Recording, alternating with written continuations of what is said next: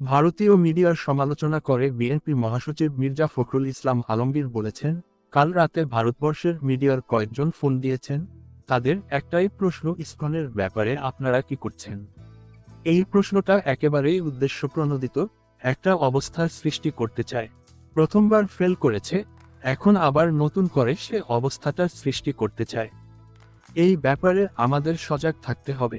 তিনি বলেন, এই মুহূর্তে যেটা প্রয়োজন, সবাইকে শান্ত থেকে বিষয়গুলো অনুধাবন করে ধীরে ধীরে এগিয়ে যাওয়া, সবাইকে সঙ্গে নিয়ে সামনের দিকে আগানো, এছাড়া আর কোনো পথ আছে বলে আমি মনে করি না।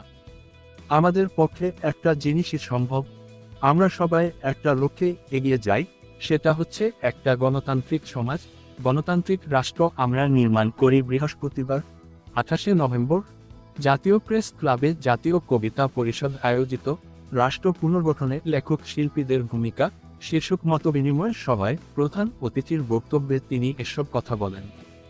ফখরুল বলেন, অনেকেই বলছেন নির্বাচনই তো গণতন্ত্র নয়।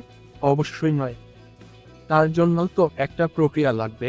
সেই প্রক্রিয়ায় যদি আমরা না যাই তাহলে তো আমরা লক্ষ্যে পৌঁছাতে পারবো না।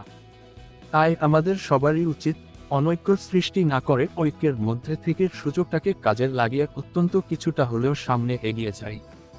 আজ খুব দুর্ভাগ্য, 53 বছর হয়ে গেছে, শান্তিপূর্ণ ক্ষমতা পরিবর্তনের একটা সিস্টেমও আমরা তৈরি করতে পারিনি।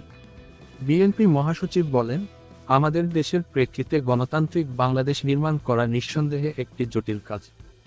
সেই কাজটাই আমাদের করতে হবে।